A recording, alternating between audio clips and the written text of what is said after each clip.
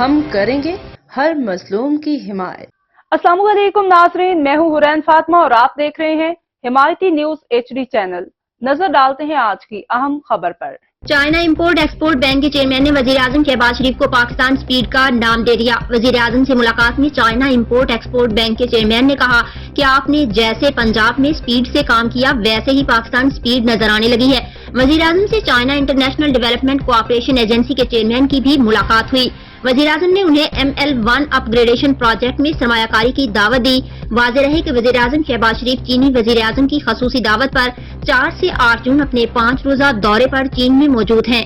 وزیر اعظم ہاؤس کے اعلامیے کے مطابق وزیر اعظم کا دورہ چین سی پیک کے دوسرے مرحلے کے لیے اہمیت کا حامل ہے۔